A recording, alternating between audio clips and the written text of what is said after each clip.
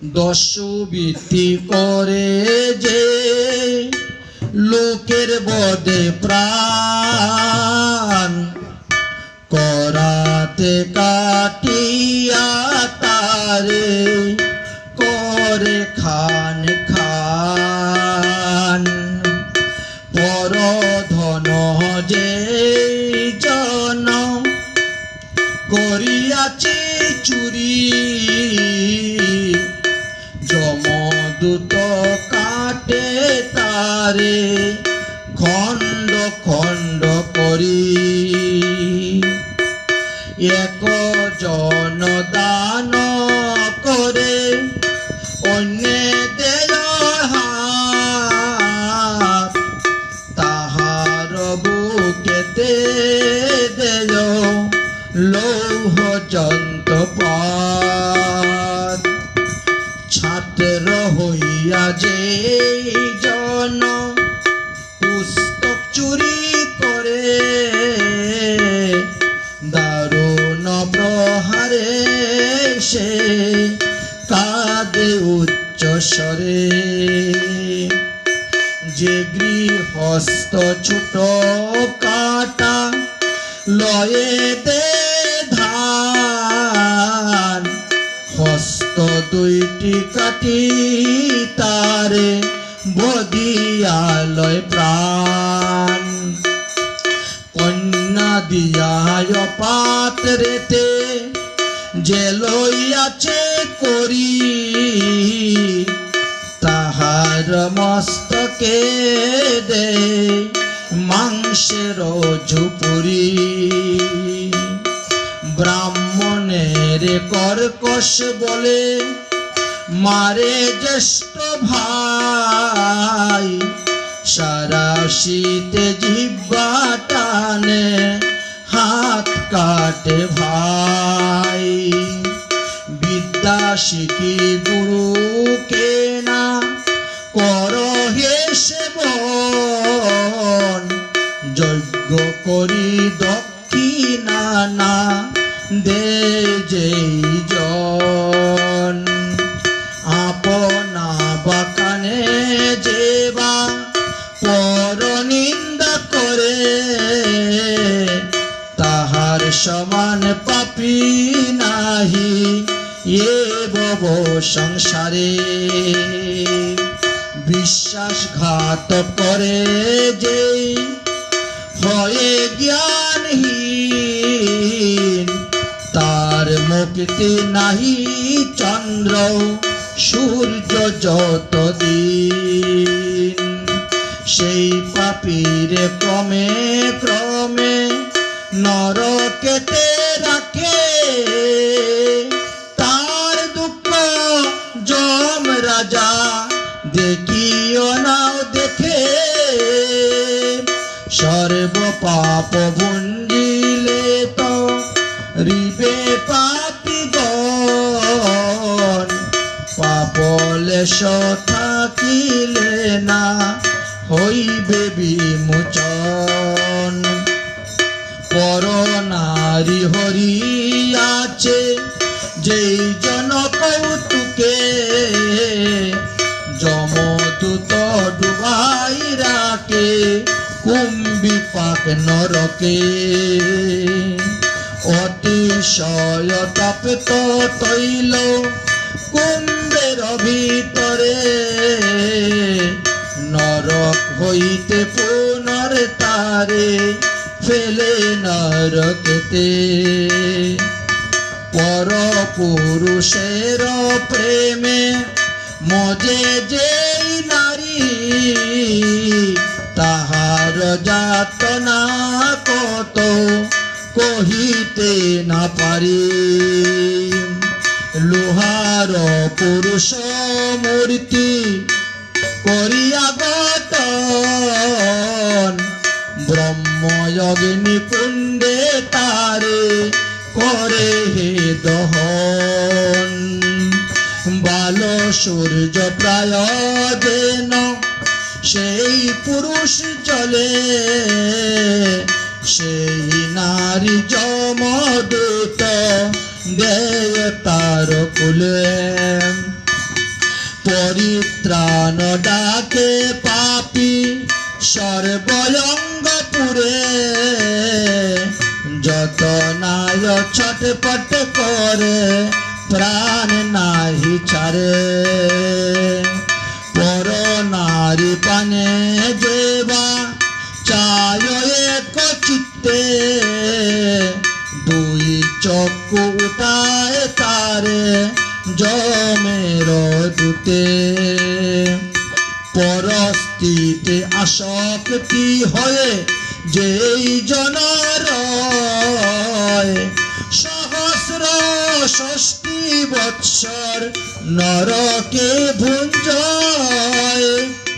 পুত্র কন্যা তাতে যদি জন্মে আর বার, কোটি কল্প বর্ষে তাহার নাহি কো নিস্তার। কোটি কল্প বর্ষে তাহার নাহি কো উদ্ধার। মহারাজ পরীক্ষিত বললেন, গুরুদেব আমরা তো কত কত পাপ করে গেছি, লোভের বশীভূত হয়ে, কামের বশীভূত হয়ে, ক্রোধের বশীভূত হয়ে। এই পাপ থেকে মুক্তির কোনো উপায় নাই? মৃত্যুর পরে কি আমাদেরকে নরক যন্ত্রণা ভোগ করতেই হবে? যদি কোনো উপায় থাকে তাহলে কৃপা করে বলুন।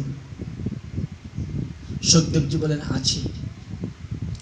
মৃত্যুর পূর্বে যদি আমরা পাপের প্রায়শ্চিত্ত করে ফেলতে পারি তাহলে মৃত্যুর পর নরক যন্ত্রণা ভোগ করতে হবে না। পাপ করা সত্ত্বেও পাপের ফল ভোগ করতে হবে না যদি প্রায়শ্চিত্ত করতে পারে।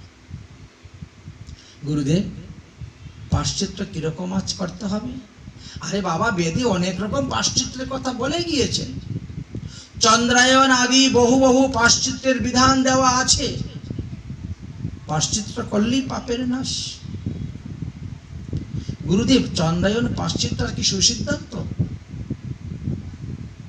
জানেন, সুখদেব গোস্বামী জানেন যে ওটা সুসিদ্ধান্ত নয়, তথাপিও তিনি আসল কথাটা বলতে যাচ্ছেন না। কেন? যদি নকল কথা বলেই শ্রোতা সন্তুষ্ট হয়ে যায়, তারা আসল কথা বলতে যাবো কেন? এই জন্য তিনি বলছেন, হ্যাঁ বাবা, চন্দ্রায়ন প্রায়শ্চিত্ত করলেও হয়, পাপের প্রায়শ্চিত্ত হয়। কিন্তু আমার মনে হচ্ছে গুরুদেব এই চন্দ্রায়ন প্রায়শ্চিত্তটা না হস্তি স্নানের মতন বিফল হচ্ছে। কেন রে?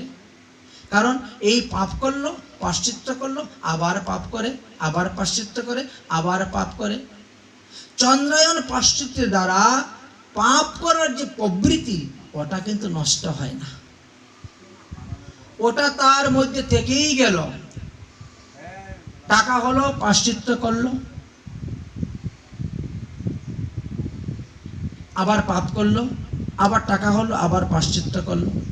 এই প্রায়শ্চিত্তের দ্বারা কোনো লাভ নেই। হস্তি স্নানবৎ বিফল, কোনো লাভ হয় না।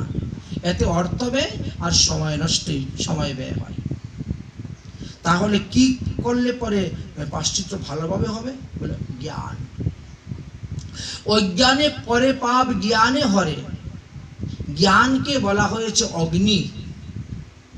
আমরা যেমন বাঁশবাগানে আগুন লাগিয়ে দিলে সমস্ত বাঁশবাগান জ্বলে পুড়ে ছাই হয়ে যায়, যত আগাছা আছে, বাঁশ আছে, অন্যান্য গাছ সব পরিষ্কার হয়ে যায়। এই জন্য অগ্নি, জ্ঞান অগ্নি। আমরা অজ্ঞানে পাপ করেছি, এখন আমরা জ্ঞান হয়েছে আর আমরা পাপ করব না, সেই পাপের প্রায়শ্চিত্ত করে নিব, তাহলে তো হয়ে গেল। সুখদেব গোস্বামী পাদের কথা শুনে পরীক্ষিত বলছেন, গুরুদেব মনে হচ্ছে এটাও সুসিদ্ধান্ত নয়। কেন রে? কারণ বাঁশবাগানে আগুন লাগাইলে তো বাঁশ তো পুড়ে ছাই হয়, কিন্তু এই জ্যৈষ্ঠ আষাঢ় মাসে যখন মেঘ দেয়, বৃষ্টি হয়, তখন আবার মাটির নিচ থেকে বাঁশ গাছ উঠে যায়। তাহলে পাপ করার প্রবৃত্তিটা ভিতরের মধ্যে লুকিয়ে থাকে, লুকিয়ে থাকে, আবার পাপ করার প্রবৃত্তি হয়। আর কোনো উপায় আছে কি? যদি থাকে তাহলে আপনি আমাকে বলুন। তখন বললেন, ভগবানের ভজন, ভক্তি। পাশ্চিত্যদানি চা অন্যম নারায়ণং পরামুখো নো নির্মিষতং রাজনম সুরাকম্ভমিবাপসা। বললেন যে একমাত্র শ্রেষ্ঠ পাশ্চিত্য হলো ভগবানের চরণে আত্মসমর্পণ করে দেওয়া। একমাত্র পাশ্চিত্য হলো ভগবান শ্রীকৃষ্ণের চরণামৃন্দে শরণ লওয়া। হে ভগবান, আজ থেকে আমি তোমার, আমার বলতে যা কিছু আছে সব আমি তোমাকে অর্পণ করে দিলাম। আজ থেকে তোমার আদেশ ব্যতীত আমি এক পাও কোথায় নড়ব না, চড়ব না। ভগবান তখন কি বলছেন? ওরে কোটি জন্মে যত পাপ আছে তোর, আর যদি না করি সব দায় মোর। কোটি জন্মে আমরা ভগবানের কাছে আত্মসমর্পণ করতে পারি না বলে আমাদের পাপের বিনাশ হয় না। এই জন্য বলছেন দীক্ষাকালে ভক্ত করে আত্মসমর্পণ, অতএব কৃষ্ণ তাকে করেন আত্মসম। ভগবান কখন তাকে আত্মসম করছেন? শ্রী গুরুদেব যখন শিষ্যকে ভগবানের চরণে অর্পণ করে দিলেন, আত্মসমর্পণ হয়ে গেল। ভগবান বললেন যে বাবা, তুই আগে যা করেছিস সব আমি গ্রহণ করলাম, আজকে থেকে আর কোনো পাপ করবি না। কারণ এই যে দীক্ষা হলো তোমার দ্বিতীয় জন্ম হলো। পূর্বজন্মের সমস্ত পাপ তাপ অপরাধ তোমার নাশ হয়ে গেল, আর এই জন্মে তুমি শুদ্ধ সদাচার ভাবে জীবন যাপন করো, এটাই হলো তোমার চরম পাশ্চিত্য। পরীক্ষিত মহারাজ বলছেন, আচ্ছা গুরুদেব, আজকালকার মানুষ তো সবাই প্রমাণ চায়, প্রমাণ ছাড়া কেউ কিছু বিশ্বাস করতে চায় না। আচ্ছা, এইরকম কোন ব্যক্তি আছে যে সারা জীবন পাপ করেছে আর মরার পরে সে বৈকুণ্ঠে বাস করেছে, স্বর্গে বাস করেছে, নরকে যায় রে, নরক যন্ত্রণা ভোগ করে নাই? এরকম কোন দৃষ্টান্ত কি আছে? আছে, আছে। ভগবানের নামের এমনই মহিমা, ভগবানের নামের এত শক্তি, তার প্রমাণ আছে। বলে কোথায়? বলে কান্যকুব্জ দ্বিজ কশ্চিৎ দাসী পতিনা মঞ্জিতম। কান্যকুব্জ নামে একটি দেশ আছে, সেখানে অজামিল নামে এক ব্রাহ্মণ সন্তান বাস করতেন।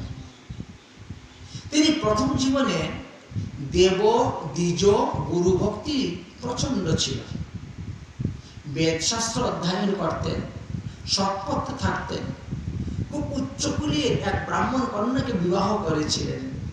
বিবাহিত জীবনে বেশ কয়েকটি সন্তানের বাবাও তিনি হয়েছেন। সর্বদা ধর্মকর্ম নিয়েই আছেন, ধর্মকর্ম নিয়েই চলছেন। একদিন এই অজামিলের বাবা তাকে বললেন, আমি পিতৃযজ্ঞ করব, আর তার জন্য তুমি বনে যাও, কুশ, কাশিয়া, ফল, ফুল, সৌমিত মানে শুকনো কাষ্ঠ নিয়ে আসবে। আমরা যজ্ঞ করতে গেলে আমাদের আমের কাঠ, বেলের কাঠ, যজ্ঞ ডুমুরের কাঠ, তারপরে বট কাঠ বিভিন্ন লাগে, তো এই শুকনো কাষ্ঠ নিয়ে আসবে। গাছের মধ্যে যেগুলো ডাল শুকিয়ে আছে ওইগুলো ভেঙে ভেঙে নিয়ে আসবে। ঠিক আছে, এই তিনি গিয়েছেন পিতার আদেশে। সারাদিন বন ভ্রমণ করে করে ঘুরে ঘুরে ঘুরে ঘুরে ঘুরে ঘুরে অনেক কাষ্ঠ সবকিছু সংগ্রহ করেছে। এইভাবে বিকালবেলা 4টা, 4:30, 5টা সমস্ত কিছু মাথার মধ্যে করে বন থেকে রওনা হয়েছেন, বাড়ির দিকে যাবেন। হঠাৎ করে দেখেন জঙ্গলের মধ্যে দেখা যাচ্ছে এক শূদ্র পুরুষ এক শূদ্রাণী বেশ্যা রমণীকে নিয়ে তিনি বিহারে লিপ্ত আছেন। এই দৃশ্যটা দর্শন করার পর একবার মাত্র দেখেছেন, আর নয়ন ফিরিয়ে নিতে পারলেন না, আর মনকে নিজের বশেও আনতে পারলেন না, ওখানেই রয়ে গেলেন। যখন শূদ্র পুরুষটা চলে গেল, অজামিল তখন সেখানে গিয়ে ওই মহিলার সঙ্গে নানাভাবে কথাবার্তা বলে মহিলাকে নিজের অধীনে নিয়ে আসলেন এবং তাকে তিনি ভোগ করলেন। এতে কি হলো? তিনি সত্যভ্রষ্ট, ধর্মভ্রষ্ট তিনি হয়ে গেলেন। আসলেন বাড়িতে, কিন্তু বাড়িতে এসে আর মন লাগে না, ওই সেই বেশ্যা রমণীর বাড়ি চলে যান, সেখানে থাকেন, সেখানে বসেন, সেখানে উঠেন, সেখানে খাওয়া দাওয়া করেন। ধীরে ধীরে কি হলো, এই কথাটা চতুর্দিকে ছড়িয়ে পড়ল। ব্রাহ্মণের ছেলে হয়ে এইরকম শূদ্রাণীর সঙ্গে চলাফেরা এটা নিতান্ত অন্যায়। অতএব তাকে একঘর করে দাও, তাকে সমাজ থেকে বের করে দাও। অজামিলকে সমাজ থেকে বের করে দেওয়া হলো। অজামিল তখন কি করবেন, নিরুপায় হয়ে গেলেন। আত্মীয় স্বজন, ইষ্টি কুটুম্ব সবাই তাকে ত্যাগ করে দিল। এমনকি মাতা পিতা, বিবাহিত পত্নী পর্যন্ত তাকে ত্যাগ করে দিয়েছে। তিনি তখন সেই বেশ্যা রমণীকে নিয়ে জঙ্গলের ধারে একটা ঘর তৈরি করে সেখানে বাস করতে শুরু করলেন।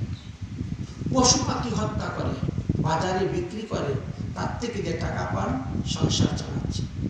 এতেও না হলে মধ্যে মধ্যে চুরি ডাকাতিও করেন, দস্যুবৃত্তিও করেন, মানুষের মাথায় বাড়ি মারেন। এইভাবে সেই বেশ্যা রমণীর সঙ্গে বাস করতে করতে তিনার ঔরসে বেশ্যা রমণীর গর্ভে একে একে 9টি সন্তান হয়েছে। শাস্ত্রে বলছেন যে তাতে যদি পুত্রকন্যা জন্মে আর বার, চন্দ্র সূর্য যতদিন আছে ততদিন তাকে নরভোগ করতে হবে। পরস্থিতিতে গমন করলে পরে 60,000 বৎসর আমাদেরকে কৃষ্ণের কৃমি হয়ে থাকতে হবে। এই অজামিলের এই সমস্ত পাপ দর্শন করে নারায়ণ বড় চিন্তার মধ্যে পড়ে গেলেন। নারায়ণ দেবর্ষি নারদকে বলছেন, দেখো সত্য যুগে 4 ধর্ম, আর এত সুন্দর 4 ধর্মের মধ্যে এই অজামিল অধার্মিক কোথার থেকে আসলো? তখন দেবর্ষি নারদ বলছেন, প্রভু এই অজামিলকে আপনার নামের দ্বারা উদ্ধার করতে হবে, তবেই তো জগতে আপনার নামের মহিমা প্রচার হবে, না হলে তো আপনার নামের মহিমা প্রচার হবে না। অতএব নামের মহিমা প্রচার করিবার জন্য আমরা তার কাছে যাব, তাকে গিয়ে আপনার নাম শিক্ষা দেব। এই বলে দেবর্ষি নারদ সাধারণ মানুষের বেশ ধারণ করে, সাধু বেশ ধারণ করে তীর্থ ভ্রমণের মতন বেরিয়ে গেলেন। তো কিছু দূর যাওয়ার পরে দেখা গেল আরো অন্যান্য সাধুগণ তীর্থ ভ্রমণ করতেছেন, তাদের সঙ্গে যোগ দিলেন এবং ঘুরতে ঘুরতে ঘুরতে ঘুরতে সে অজামিল যে গ্রামেতে বাস করেন সেই গ্রামেতে গিয়ে উপস্থিত হয়েছে। রাস্তার পথিককে জিজ্ঞাসা করছেন, আমরা তীর্থযাত্রী, আচ্ছা বলো তো তোমাদের গ্রামে কোনো সাধু শান্ত মহাত্মা কি আছেন? সাধুরাই সাধুদের মর্যাদা দিতে জানে, সাধুদের সম্মান সাধুরাই দিতে জানে। না তো বাবা, আমাদের এই গ্রামে তো কোনো মঠ মন্দির নাই, কোনো সাধু শান্ত নেই। আবার কিছু দূর যাচ্ছে, কিছু দূর যাওয়ার পরে আরেক ব্যক্তিকে পেয়েছে। ও ভাই বলো তো তোমাদের এই গ্রামে কোনো সাধু শান্ত মহাত্মা আছেন কি? আমরা আজকে রাত্রে থাকতে চাই। ওই পথিক পরিহাস করে বলছে, হ্যাঁ আমাদের গ্রামের ওই শেষ মাথায় জঙ্গলের ধারে অজামিল নামে এক সাধু বাস করেন। অপূর্ব ভক্তি, যা সাধু সেবা করে, আপনারা ওইখানে চলে যান। সাধুরা পথিকের বাক্যকে বিশ্বাস করে। কীর্তন করতে করতে অজামিলের বাড়ির দিকে রওনা হয়েছে। তো সন্ধ্যা হয়ে যাচ্ছে, সন্ধ্যার সময় অজামিলের স্ত্রী তো বেশ্যা রমণী, পতিতা রমণী, কীর্তনে ধ্বনি শুনে ঘর থেকে বেরিয়েছে। বেরিয়ে দেখে তাদের বাড়ির রাস্তা দিয়ে সাধুরা কীর্তন করে আসতেছে। শরীরের মধ্যে নির্বেদ উপস্থিত হয়ে গেছে। বাহ, নিশ্চয়ই পূর্বজন্মের আমার কোনো সুকৃতি ছিল, না হলে আমার বাড়ির রাস্তা দিয়ে সাধুরা কীর্তন করে আসছে, এত বড় আশ্চর্য কথা। তাই তিনি দৌড়ে গিয়েছেন, দৌড়ে গিয়ে রাস্তার মধ্যে প্রণাম করেছেন। প্রণাম করেছে, সাধুরা দাঁড়িয়ে গেছে, কীর্তন বন্ধ হয়ে গেল। দেবর্ষি নারদ সবার আগে আগুয়ান, ওমা, এই অজামিলের বাড়িটার কত দূর গো? অজামিল সাধুর বাড়িটার কত দূর গো? যখন এই কথাটা বলেছেন তখন মহিলার অস্ত্র বিসর্জন হতে শুরু হয়েছে, প্রেমাস্ত্র। কেন একে তুমি কাঁদছো কেন? আরে অজামিল সাধুর বাড়ি কোথায়, কোন দিকে? বাবা, অজামিল কোনো সাধু নয়, ও একটা চোর, ডাকাত, গুন্ডা, বদমাস। তুমি তাকে চিনো কেমন করে? বলে আমি তার পত্নী। ওমা, তার পত্নী হয়ে তুমি তার সমস্ত দোষের কথা বলে দিচ্ছ? সে চুরি করে, ডাকাতি করে, গুন্ডামি করে, বদমাশি করে, সে সাধু নয়। চিন্তা করছে তোমার স্বামীর নামে তুমি এত কিছু বলে দিচ্ছ? দেখেন বাবা, আমি ছোটবেলা মাকে হারিয়েছি। তো আমার মা মারা যাওয়ার সময় আমাকে বললেন যে সাধুদের কাছে কখনো মিথ্যা কথা বলবি না। আমি আমার মায়ের সেই কথাটাকে না এখনো ধরে রেখেছি। আমি পুলিশের কাছে মিথ্যা কথা বলি, অন্যের কাছে মিথ্যা কথা বলি, কিন্তু সাধুর কাছে কখনো মিথ্যা কথা বলি না। আচ্ছা আচ্ছা, ঠিক আছে, চলো তোমাদের বাড়িতে আজকে থাকবো, ক্ষমা করবেন বাবা। আমাদের বাড়িতে গিয়ে কোথায় থাকবেন? মাছ, মাংস, পেঁয়াজ, রসুন, ডিম, ডাম সব ঘরে। সাধুদের থাকার মতো কোনো অনুকূল পরিবেশ নেই। আর আমি একটা বেশ্যা রমণী, আমি একটা পতিতা রমণী। আমি যে আপনাদেরকে এক গ্লাস জল দিব সেই যোগ্যতাও আমার নাই। আমার বাড়িতে গেলে তো আপনাদের দুঃখই দুঃখ, বিড়ম্বনাই হবে। আচ্ছা, তাহলে পরবর্তী গ্রাম কত দূর? বলে এখান থেকে 6 কিলোমিটার দূরে। মধ্যে একটা জঙ্গল আছে, জঙ্গলটা পার হওয়ার পরে আরেকটা গ্রাম পাওয়া যাবে। সাধুরা বলছে সারাদিনে ক্লান্ত পরিশ্রান্ত, আমরা আর এত যেতে পারবো না ভাই, এইখানেই থেকে যাই। চলো, তোমার বাড়িতে নাই বা থাকলাম, তোমাদের আম বাগানে থাকতে পারি তো? হ্যাঁ ঠিক আছে, থাকবে। আম বাগান। মহিলাটা তাড়াতাড়ি গিয়ে ঝাড়ু মেরে জায়গা পরিষ্কার করে দিয়েছে, ঘাস টাস তুলে ছিঁড়ে পরিষ্কার করেছে। আম বাগানে। বাবা, যদি কিছু মনে না করেন একটা কথা বলবো। ওই সামনে দেখেন একটা দোকান আছে, আপনাদের যা প্রয়োজন দোকান থেকে নিয়ে এসে আপনারা রান্না বান্না করে খাওয়া দাওয়া করুন, পরে আমি দোকানদারকে টাকা দিয়ে দিব, আমি পরে প্রস্তুত করে দেব। আপনাদের প্রয়োজনীয় বস্তু এনে আপনারা নিজেরা রান্না বান্না করে খাওয়া দাওয়া করবেন, আমাকেও একটু প্রসাদ দিন। বেশ্যা রমণীর কথা যে সবাই সন্তুষ্ট, মন ফিরে গেল। আসন লাগালেন, রান্না বান্না করলেন, খাওয়া দাওয়া হলো, পাঠ কীর্তন হলো, সবাই নিজেদের মতন নিজেরা ঘুমিয়ে পড়েছে। রাত্রে 2টা অজামিল এসেছে, চুরি ডাকাতি করে, টাকা পয়সা লুটপুট করে, মটর খেয়ে হেলে দুলে বাড়িতে এসে উপস্থিত। বাড়ির সামনে এসে দেখে বাগানের দিকে নজর পড়েছে, এতগুলো মরা আমার বাড়িতে কেন? আমাকে তো মনে হয় জেলে পাঠানোর কোনো উপায় কেউ করতেছে। চিৎকার দিয়ে উঠেছে, আমার বাড়ির আম বাগানের নিচে এত মরা লোককে রেখে গিয়েছে। ওর স্ত্রী তাড়াতাড়ি দৌড়ে এসেছে। ওগো, এরা কেউ মৃত ব্যক্তি নয়, এরা সাধু মহাত্মা, এরা পরমহংস বেশ। সাধু মহাত্মারা সর্বদা শ্বেত বস্ত্র ব্যবহার করে, পরমহংস বেশ, সাদা কাপড়, সাদা ধুতি, সাদা উত্তরী। আম গাছের নিচে মশার উৎপাত, এই জন্য আপাদমস্তক ঢেকে ঢেকে সবাই ঘুমিয়ে আছে। আর তুমি মনে করছো মরা? এরা কেউ মরা নয়, এরা সাধু মহাত্মা। তো আমার বাড়ি থেকে সাধু মহাত্মা, তোমার বাড়ি আসলে কি হলো? তোমার বাড়ি কি মাথায় করে নিয়ে চলে যাবে নাকি সাধুরা? সাধুরা তীর্থ ভ্রমণ করতেছে, এক রাত্রির জন্য এসেছে, ওরা থাকতেছে, কাল সকালে ঘুমের থেকে উঠে চলে যাবে। তাহলে তোমার কি এমন ক্ষতি হয়ে যাচ্ছে, কি লোকসান হয়ে যাচ্ছে তোমার? চলো, তুমি খাওয়া দাওয়া করো, বিশ্রাম করো, এই বিষয়ে তোমার টেনশন করতে হবে।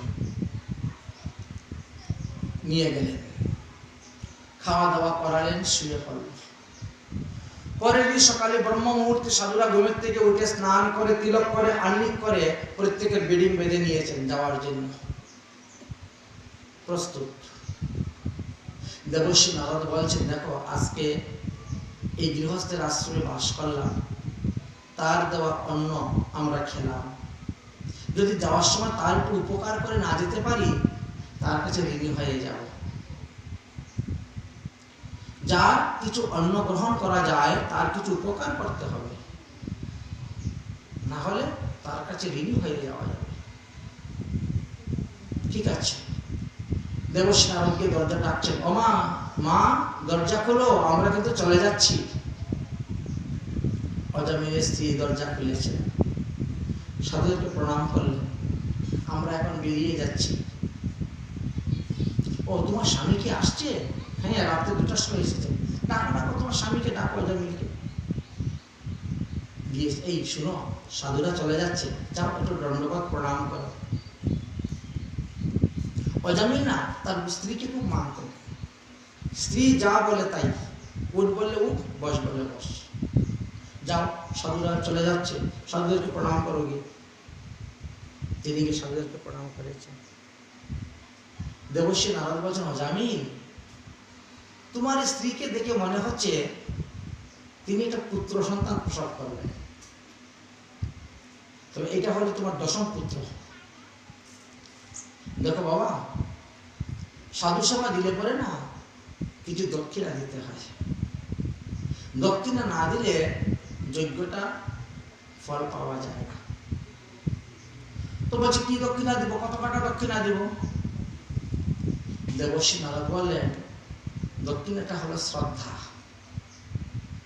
তুমি আমাকে শ্রদ্ধারূপী দক্ষিণা দান করো। শ্রদ্ধারূপী দক্ষিণা মানে আমি প্রণাম তো করলাম, দণ্ডবোধ তো করলাম। আরে দণ্ডবোধ প্রণাম করেছো, এটা তো শ্রদ্ধা, কিন্তু এটা মুখ্য অর্থে শ্রদ্ধা হলেও শ্রদ্ধা শব্দের আরেকটি গৌণ অর্থ আছে, সেটা কি? বিশ্বাস। বিশ্বাস কি? বিশ্বাস এই যে আমি বললাম তোমার স্ত্রী গর্ভবতী এবং এই গর্ভ থেকে একটি পুত্র সন্তান প্রসব হবে, ঠিক আছে, করলাম বিশ্বাস, শ্রদ্ধা হয়ে গেল, শ্রদ্ধা তো হলো। কিন্তু সাধুদের বাক্যের প্রতি তোমার শ্রদ্ধা আছে তো, বিশ্বাস আছে, তাহলে সেই পুত্রের নাম তুমি রাখবে নারায়ণ। কারণ তাকে যদি সোজাসুজি ভাবে বলেন, যদি তুমি দীক্ষা গ্রহণ করো, নারায়ণ মন্ত্র জপ করো, তিলক করো, আহ্নিক করো, হবে না। কারণ সে ওই রাস্তার প্রতীক নয়, তাকে এত সহজে আনা যাবে না। সে যখন সংসারে লাথি খাবে তখন এমনি সংসার ছেড়ে সাধু হয়ে যাবে। এখন তো সংসারে লাথি খায় নাই, এই জন্য সংসার আমার আমার আমার আমার করে ধরে আছে। এখন তার দেহের মধ্যে আত্মতত্ত্ব নেই, দেওয়া দিলে উপকার কাজ হবে না। তাই ঘুরিয়ে ভগবানের নাম উচ্চারণ করার ব্যবস্থা করলেন। সোজাসুজি ভাবে হবে না, দীক্ষার কথা বললে দীক্ষা নেবে না, ভজনের কথা বললে ভজন করবে না। এই জন্য বললেন যে তোমার ছেলের নাম তুমি রাখবে নারায়ণ। এটাই হলো তোমার দক্ষিণা দান। যদি আমার কথা মতো তোমার ছেলের নাম নারায়ণ রাখো, সেটাই হয়ে গেল আমার দক্ষিণা। তো আমার ছেলের নাম নারায়ণ রাখলে আপনার কি লাভ? কিছু কিছু লোকের আছেন এরকম তেরা বেকা প্রশ্ন করা আছে, আমার ছেলের নাম নারায়ণ রাখলে তাতে আপনার কি লাভ? দেবর্ষি নারদ বললেন, নারায়ণ নামটা না আমার ইষ্টদেবের নাম। যদি কেউ নারায়ণ নারায়ণ বলে ডাকে আমি খুব আনন্দ পাই, খুব প্রসন্ন হই। আমাকে 1000 টাকা দিলেও আমি তত প্রসন্ন হই না, আমাকে স্বর্ণতালে অন্ন দিলেও আমি অতটা প্রসন্ন হই না, আমাকে হাতির দাঁতের পালনকে স্মরণ করাইলে আমি ততটা প্রসন্ন হই না। নারায়ণ শব্দ যদি কেউ উচ্চারণ করে আমি এতটা প্রসন্ন হই।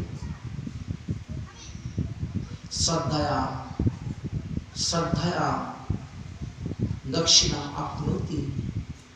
এই শ্রদ্ধার স্বরূপে আমি দক্ষিণা তোমার কাছ থেকে এটাই গ্রহণ করলাম, তুমি কথা দাও যে তোমার 10ম ছেলের নাম তুমি নারায়ণ রাখবে। অজামিল কথা দিয়ে দিলি সাধুর কাছে। সাধু বলেন, বাহ, হয়ে গেছে কাজ, চলো আর দরকার নেই। যথেষ্ট সময়ে শুভকর্মে শুভলগ্নে শুভ সময়ে তিনি পুত্র সন্তান উৎপন্ন হলো। অজামিল পুত্রের নাম নারায়ণ রাখলেন, 10 নম্বর পুত্র, সব থেকে ছোট পুত্র, বড় আদরের পুত্র। ঘর থেকে বেরিয়ে যাওয়ার সময়, নারায়ণ বাবা আমি যাচ্ছি, খুব আদর যত্ন করে কুলে টুলে নিয়ে চুমো টুমো দিয়ে যান। বাজারে গেলে পরে ভালো ভালো দ্রব্য যেটা পাবেন, এই বাবা এই টিয়া পাখিটার দাম কত রে, 50 টাকা দিয়ে দিচ্ছি, আমার নারায়ণের জন্য নিয়ে যাবো।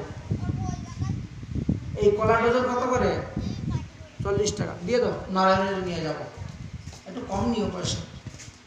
যা কিনবে নারায়ণ, কিনতে গেলেও নারায়ণ, বাড়িতে ঢোকার আগে রাস্তা থেকে নারায়ণ নারায়ণ দেখো দেখো আজকে তোমার জন্য কি নিয়ে এসেছি। হয়তো এসে দেখো নারায়ণ ঘুমিয়ে আছে, ঘুমের থেকে তুলে খাওয়াবে, তারপরে নিজে খাবে। উঠতে নারায়ণ, বসতে নারায়ণ, খাইতে নারায়ণ, শুইতে নারায়ণ, সব নারায়ণ নারায়ণ। পরমায়ু এখনো 20 বছর বাকি আছে। এমন সময় তিনি অসুস্থ হয়ে পড়ে গেছেন।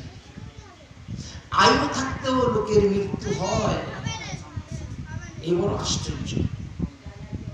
আমরা মনে করি আয়ু যতদিন আছে ততদিনই বাঁচবো, কিন্তু আয়ু থাকতেও মৃত্যু হয়ে যায় যদি আমাদের পাপের ঘোড়া পূর্ণ হয়ে যায়। অজামিলের সেই পাপের ঘোড়া পূর্ণ হয়ে গিয়েছে, তাই আয়ু 20 বছর এখনো বাকি আছে, শয্যাশায়ী হয়ে গিয়েছে। শয্যা অবস্থায় তিনি স্বপ্নে দেখছেন না সাক্ষাৎ বুঝতে পারছেন না। দেখলেন যে 4টা যমের দূত এসে উপস্থিত, মহা ভয়ঙ্কর উগ্র চেহারা, চামড়ার রশি দিয়ে 2 হাত 2 পা তিনার বাঁধতেছে। এই দৃশ্য দেখে ভয়ে ভীত হয়ে ওই পাশে তিনার ছেলে খেলা করতেছিল। বাবা নারায়ণ, বাপ নারায়ণ, তুমি আমাকে রক্ষা করো, বাবা তুমি আমাকে রক্ষা করো, আমাকে যমের দূতেরা ধরে নিয়ে চলে যাচ্ছে। বৈকুণ্ঠেশ্বর নারায়ণ, বৈকুণ্ঠেশ্বর নারায়ণ দূতকে বলছে, ওরে দূতগণ যাও তোমরা, আসন্ন মৃত্যুর সময় অজামিল আমাকে ডেকেছে, আমাকে ডেকেছে। তাই তিনি সমস্ত পাপ থেকে মুক্ত হয়ে গেছেন। তাকে জমালয়ে গিয়ে নরকভোগ করতে হবে না, তাকে নিয়ে আসো আমার বিষ্ণুলোকে, বিষ্ণুধামে।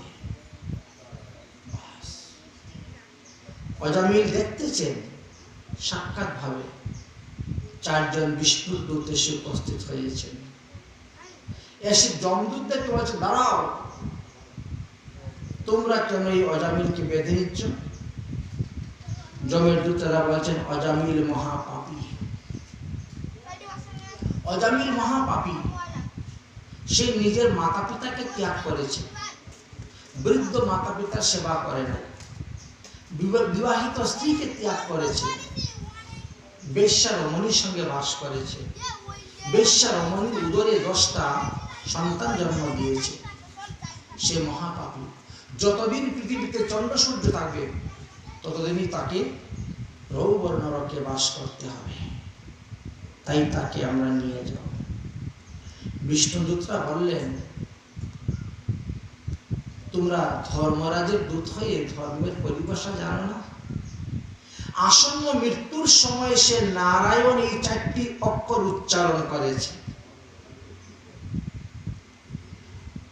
শাস্ত্রে বলছেন নারায়ণম তনুত্যাগে।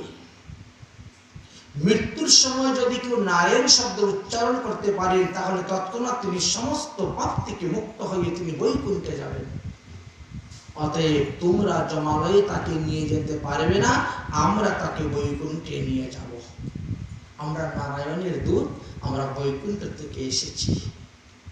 শুরু হয়ে গেল উভয়ের মধ্যে তর্কযুদ্ধ, শাস্ত্র নিয়ে তর্কযুদ্ধ আরম্ভ।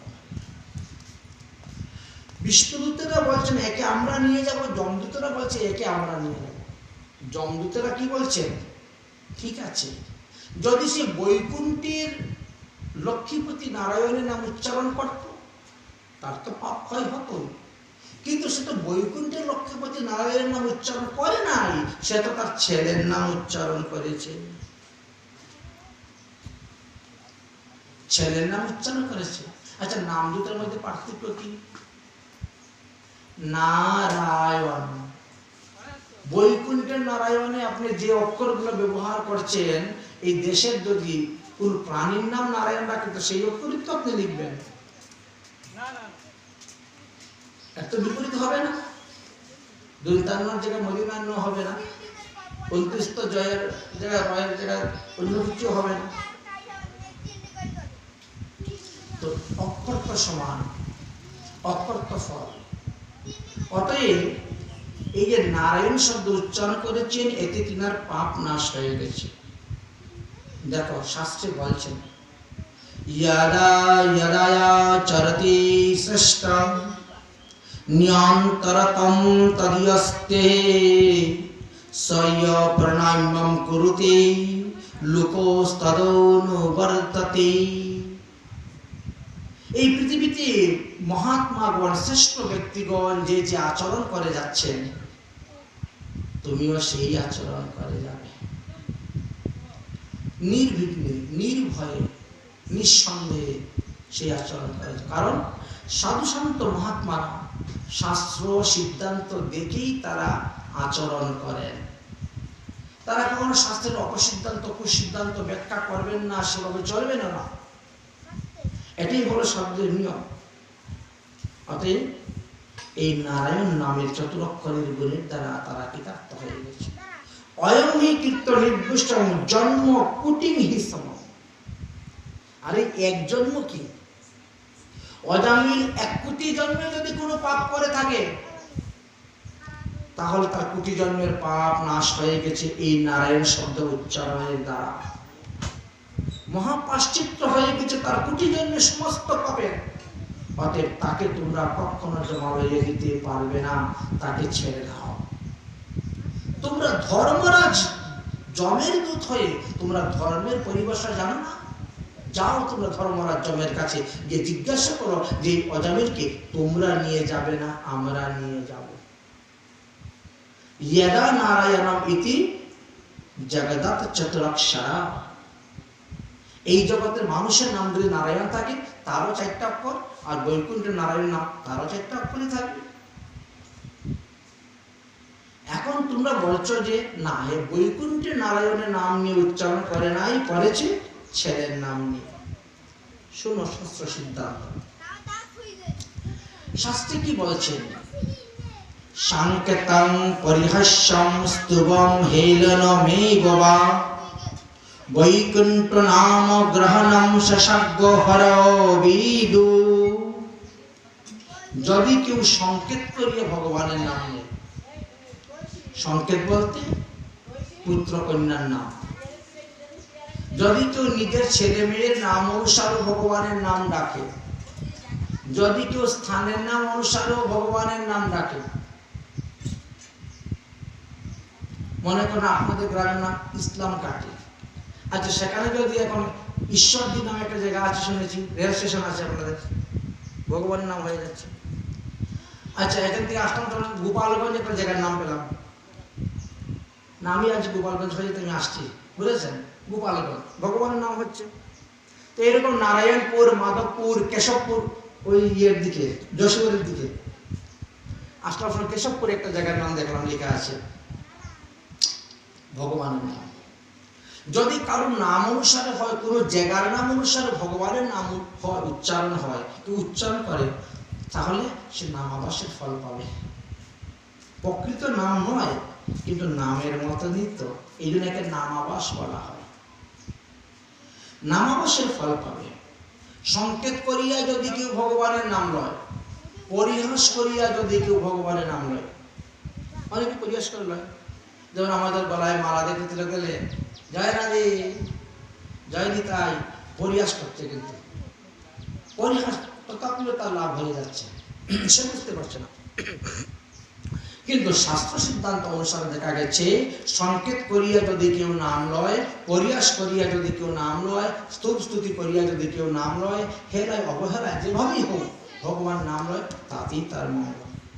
শিশুপাল তো শত্রুভাবে নাম নিয়েছে, কৃষ্ণকে গালি দিত, আর সব প্রত্যেকটা শব্দের সব কৃষ্ণের ব্যবহার আছে। কৃষ্ণ একটা মাখন চুল, কৃষ্ণ একটা বসন চুল, কৃষ্ণ একটা গরুর রাখাল, কৃষ্ণ হলো রণ চুল, কৃষ্ণ কোনো রাজা নয়, কৃষ্ণ মথুরা থেকে পালিয়ে গেছে, কৃষ্ণ হলো। যাই হোক, প্রতিটা শব্দ তো কৃষ্ণ শব্দ বলতেছে, হাজারটা গালি দেব, তার শাস্তিটা আমাদের দেখা বড় কথা নয়। বড় কথা হলো যে এই লক্ষ লক্ষ লোকের সামনে শিশুপালকে যখন কৃষ্ণ সুদর্শন চক্র দিয়ে বধ করলেন, তখন তার দেহ থেকে আত্মাটা বেরিয়ে এসে কৃষ্ণের শরীরে প্রবেশ করেছিল। এটা সবাই দেখতে পেয়েছে। এই সবার মধ্যে যত লোক ছিল সবাই দেখতে পেয়েছে একটা প্রদীপ, আগুনের জ্যোতি এইভাবে তার দেহ থেকে বেরিয়ে এসেছে, এসে একদম কৃষ্ণের শরীরের মধ্যে প্রবেশ করে গেছে। তখন আশ্চর্য কথা, শত্রুভাবে এত গালি দিও ভগবানকে পেয়ে গেল। বলে কেন? সবসময় যে ভগবানের নাম যেভাবে উচ্চারণ করবে সেভাবেই লাগবে। অনেকে তো আমাদের কৃষ্ণ সম্পর্কে কত কথা বলে, বলবো তো কৃষ্ণ শব্দ তো উচ্চারণ করছিল। সাংকেতন পরিহাষ্টং স্তুবম হেরণমেব বা বৈকুণ্ঠ নাম গ্রহণম শশাগ্য হরহ বিদু, তার মঙ্গল হবেই হবেই হবে। পতিত কেউ পিছন কে পড়ে যাচ্ছে, হা কৃষ্ণ, হুচট কে পড়ে যাচ্ছে, হা কৃষ্ণ, যেভাবে হোক, পতিত স্খলিত ভগ্ন সন্তুষ্ট তপ্ত আহত হরিরীতি স্নায়ম পুষ্যনাম যতনাময়। যেভাবে হোক ভগবানের নাম উচ্চারণ করলেই জীবের মঙ্গল এবং জীবের কল্যাণ হয়ে থাকে। অতএব এই ভগবানের নাম উচ্চারণের দ্বারা, ভগবানের নাম কীর্তনের দ্বারা অজমির পবিত্র হয়ে গিয়েছে। অতএব তাকে তোমরা নিতে পারবে না। তোমরা আমাদের কথা যদি বিশ্বাস না করো, তাহলে যাও তোমরা ধর্মরাজ যমের কাছে গিয়ে জিজ্ঞেস করো যে অজমিরকে আমরা নিয়ে যাব না আপনারা নিয়ে যাবেন। যম মহারাজের কাছে যখন গিয়ে উপস্থিত হলেন, যম মহারাজ তখন বললেন যে হ্যাঁ, বিষ্ণুদূতেরা যা বলেছে ঠিকই তারা বলেছে। এই অজমিরকে আমার শাস্তি দেওয়ার মতো কোনো যোগ্যতা নেই। ভগবান বিষ্ণুর নাম উচ্চারণ করার কারণে তিনি সমস্ত পাপ থেকে মুক্ত হয়ে গিয়েছেন, তিনি বৈকুণ্ঠে যাবেন। যাদের গলায় তুলসীর মালা আছে, যাদের কপালে ঊর্ধ্বপুণ্ড তিলক আছে, যারা বিষ্ণুর চরণামৃত, বিষ্ণুর অদরামৃত, বিষ্ণুর চরণের তুলসী পাতার ঘ্রাণ গ্রহণ করেছেন, যারা বিষ্ণুর নির্মাল্য গ্রহণ করেছেন, যারা ভগবানের নাম সংকীর্তন করেন, তাদেরকে তোমরা কখনো আমার কাছে নিয়ে আসিও না। তোমরা দূর হইতে তাদেরকে দণ্ডবত প্রণাম করে নিও, কারণ তাদেরকে শাস্তি দেওয়ার অধিকার আমার নেই। যম মহারাজ ভালো করে বুঝালেন, যারা মৃত্যুর পূর্বে পাপের প্রায়শ্চিত্ত করে না, তাদেরকে তোমরা আমার কাছে নিয়ে আসবে, আমি তাদেরকে শাস্তি দিব। তাই আমাদের মধ্যে যারা মৃত্যুর পূর্বে পাপের প্রায়শ্চিত্ত করি নাই, তাদেরকেই ঘোর নরক যন্ত্রণা ভোগ করতে হয় মৃত্যুর পর।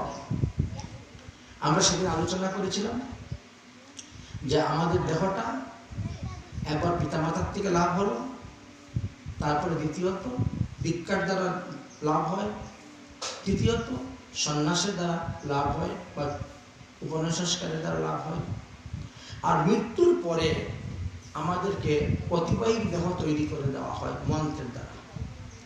সেই অতিবাহিক দেহকে নাশ করার জন্য আমরা কি করি? শ্রাদ্ধ করে থাকি।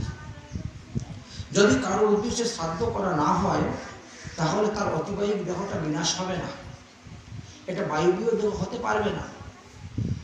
বায়বীয় দেহ হওয়ার পরে কি করা হয়? সেই জীবাত্মা রওনা হয় জমালয়ের দিকে। আমাদের পৃথিবী হইতে 11,88,000 কিলোমিটার দূর হলো যমের বাড়ি। এখন দেবতাদের হলো একদিন, আমাদের হলো 1 বৎসর।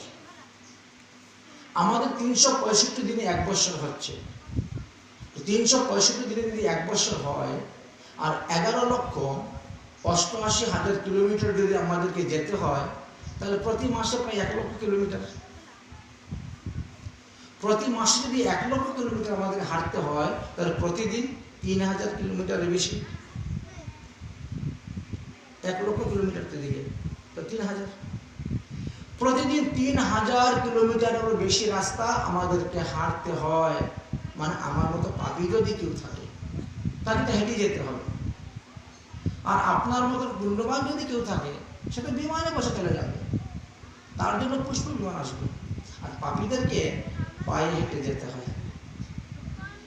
এই যে যম মহারাজের কাছে যাওয়ার রাস্তাটা বড় দুর্গম রাস্তা। এই রাস্তাটা আমাদের চর্মচক্র দ্বারা দেখা যায় না, এটা ত্রিজগতের অন্তরালে, এই জন্য আমরা দেখতে পাই না।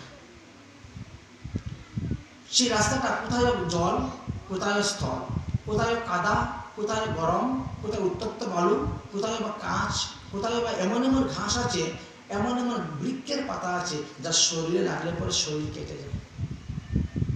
ওই যে বায়বীয় দেহ আছে আমাদের, ওই বায়বীয় দেহের দ্বারা আমাদের সুখ দুঃখ অনুভব হবে, কিন্তু মৃত্যু হবে না। ওই দেহেতে মৃত্যু নেই। ওই দেহটা একমাত্র সুখ দুঃখ ভোগ করার দেহ। মৃত্যুর পরে 13 দিন পর্যন্ত বাড়ির চতুর্দিকে ঘুরে বেড়ালো, তারপরে আসলো, যমদূতরা ধরে নিয়ে রওনা হলো। অবশ্য রাস্তার মধ্যে আমাদের থাকার সুন্দর সুন্দর জায়গা আছে, কিন্তু মধ্যে মধ্যে থাকার জায়গা আছে। 13 দিন পরে যখন রওনা হলো, প্রথম 17 দিন আমাদের রাস্তা চলা হয়। 13 দিন আর 17 দিনে 1 মাস হয়ে গেল আমাদের। প্রথম মাসেতে জাম্যপুরীতে পুষ্পভদ্রা নদীর তটে একটা বট গাছের নিচে আমাদের বিশ্রাম হয়। প্রতি মাসে মাসে একটা করে পিণ্ডিদানের বিধান আছে। তো সেই পিণ্ডিটা খেয়েই আমরা আবার দ্বিতীয় মাসের রাস্তাটা শুরু করি। কেউ একসঙ্গে 12টা পিণ্ডি, সব 16টা পিণ্ডি দিয়ে দেয়, কেউ মাসে মাসে পিণ্ডি প্রদান করিয়া থাকে। এবার জীবাত্মা কি করছে? জীবাত্মা বলছে, ভাই 17 দিন ধরে রাস্তা চলতেছি, আমি আর চলতে পারছি না, আমার বড় কষ্ট হচ্ছে। কেন? বলে খালি পায়ে চলার তো অভ্যাস নেই। আরে তো হাঁটারও তো অভ্যাস নেই, ঘর থেকে বেরোলেই গাড়ি। এখন কি করা যায় উপায়? আমার তো পায়ের নিচে ছালা পড়ে গেছে, আমি আর হাঁটতে পারছি না। যদি 1 জোড়া পাদুকা পেতাম তাহলে একটা হেঁটে চলে যেতে পারতাম। যমদূতেরা বলছে, তুমি তো তোমার জীবনে কখনো কাউকে পাদুকা দান করো নাই, তুমি তো তোমার জীবনে পাদুকা দান করো নাই, তাহলে তুমি এখন পাদুকা কোথায় পাবে? অতএব তোমাকে পাদুকা ছাড়াই হাঁটতে হবে। ইট, পাথর, নোড়া, কীট, কত কিছু পড়ে আছে রাস্তার মধ্যে। উফ! প্রথম মাস হাঁটার পরে দ্বিতীয় মাসের জন্য রওনা হলেন। সৌরপুরীর দিকে রওনা। উত্তপ্ত সূর্যের তাপ, সৌরপুরী। 15 দিন রাস্তা চলার পরে বলছে, আমি আর পারছি না। 15 দিন মানে 45 দিন হয়ে গেছে। চিন্তা করো না, 45 দিবসেও একটা পিণ্ডিদানের বিধান আছে। যদি তোমার পুত্র তোমাকে পিণ্ডিদান দেয়, তাহলে তুমি সেখান থেকে পিণ্ডির জল খেয়ে উদ্ধার, তুমি আবার সামনে রাস্তা অগ্রসর হতে পারবে। আমার পিপাসা লেগেছে, আমাকে একটু জল খেতে দাও না। জল কোথার থেকে দিব? তুমি তো জীবিত অবস্থায় কখনো কাউকে জলদান করো নাই। শাস্ত্রে বলছে, বৈশাখ মাসে জলদানের বিশেষ মহিমা। তীর্থতে গিয়ে দেখবেন জল পিয়াও সব খোলা আছে, পয়সা লাগে না, সবাইকে জলদান করতেছে। 24 ঘন্টা জল, মিষ্টি জল খাওয়াচ্ছে। তোমার জীবনে তো তুমি কোনোদিন জলদান করো নাই কাউকে। এই বৈশাখ মাসে অক্ষয় তৃতীয়া দিন নতুন কলস কিনে জল পূর্ণ করে ঠাকুরকে দান করার কথা আছে।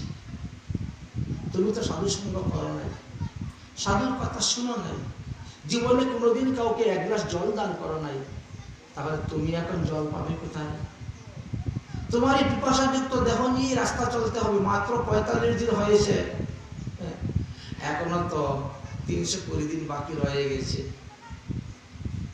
পিপাসাযুক্ত দেহ নিয়ে চলতে। তবে হ্যাঁ, প্রতি মাসে মাসে তোমার ছেলে যদি তোমার উদ্দেশ্যে জল দান করে, তাহলে সেই জল খেয়ে তুমি যেতে পারো।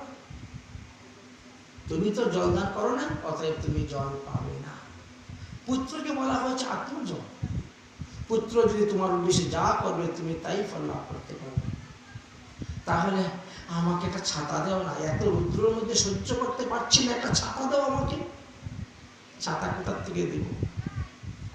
কই, তুমি তো জীবনে কোনোদিন কাউকে ছাতা দান করো নাই।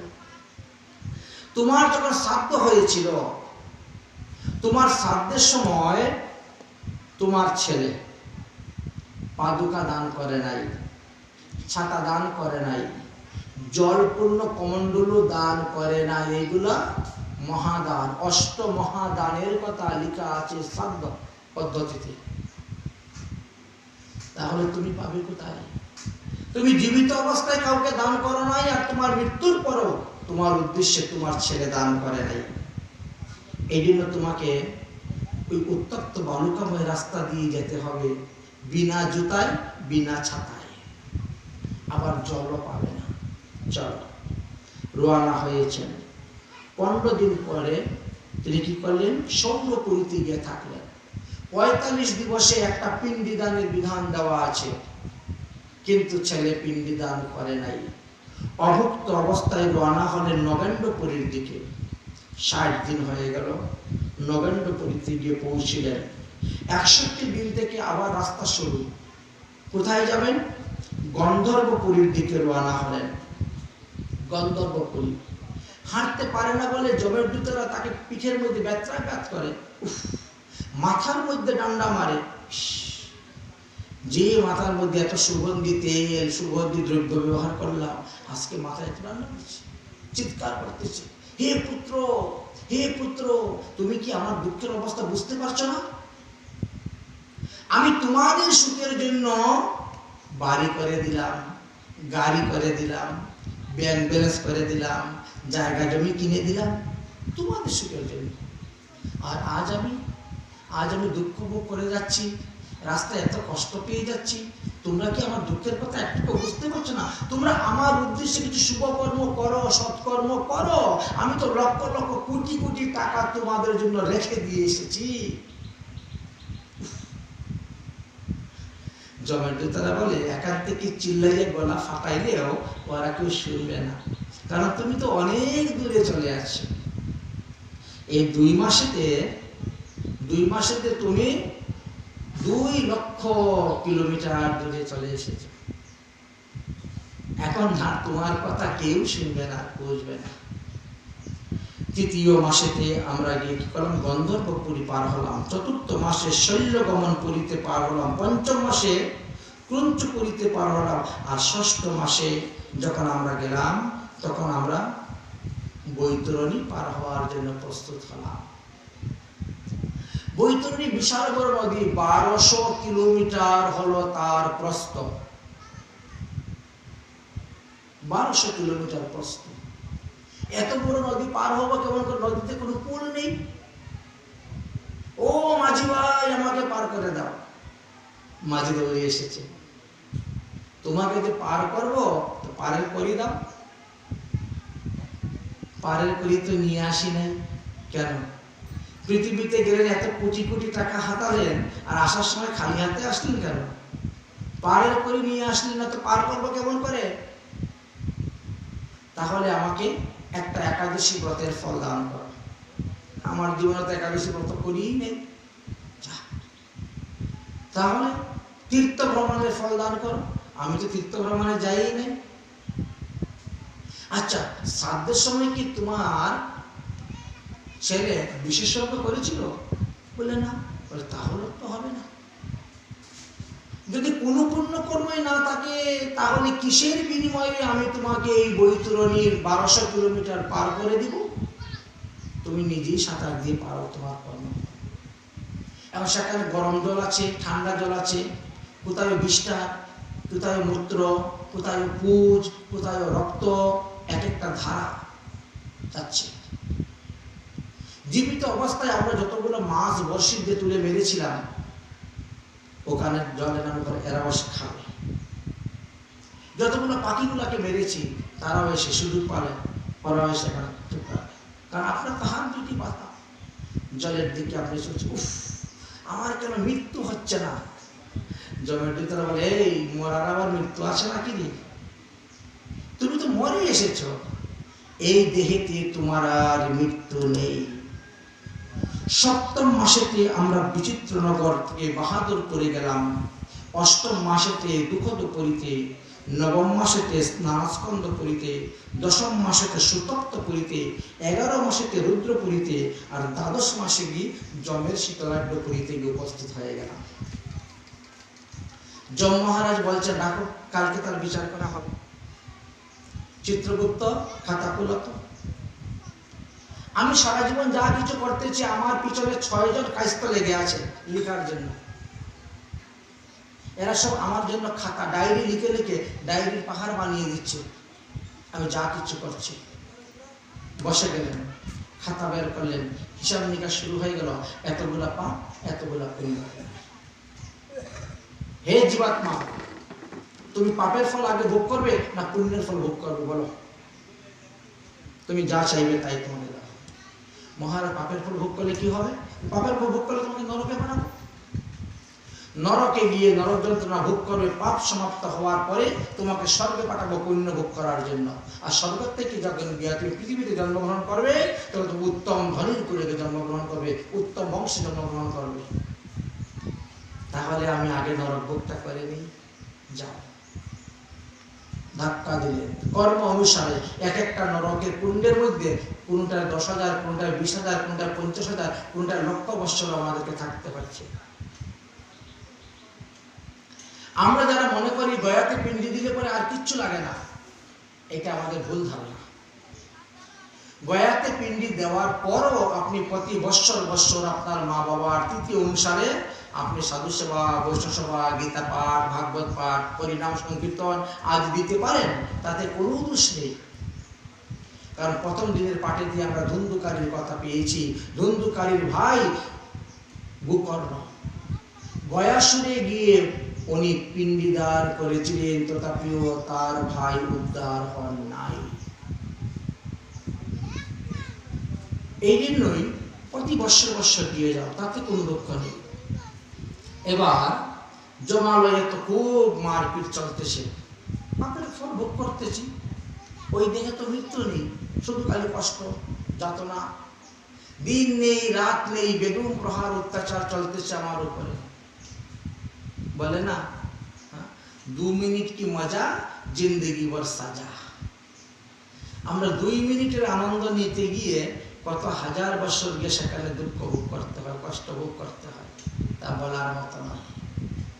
হে ধর্মরাজ, হে ধর্মরাজ, হে ধর্মরাজ, আমাকে রক্ষা করো, আমাকে রক্ষা করো।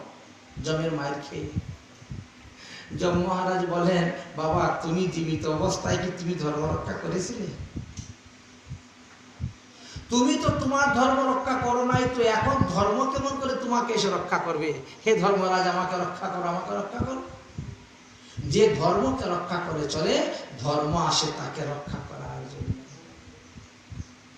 হে ধর্মরাজ, এই দিন রাত 24 ঘন্টা আমাকে খালি প্রহার আর প্রহার হচ্ছে। আপনি তো একজন রাজা, প্রত্যেক রাজার রাজ্যেতে ছুটি আছে, আপনার রাজ্যে কি ছুটি নাই? আপনাদের বাংলাদেশে যেমন প্রত্যেক শুক্রবারে ছুটি আছে, আমাদের ভারতবর্ষে প্রত্যেক রবিবারে ছুটি আছে। প্রতিটা দেশেরই তো সরকারি ছুটি আছে। তো আপনি তো একজন রাজা, যম মহারাজ, আপনার এই মৃত সঞ্জীবিনী এখানে কি কোনো ছুটি নেই? সঞ্জমপুরীতে আছে। কবে?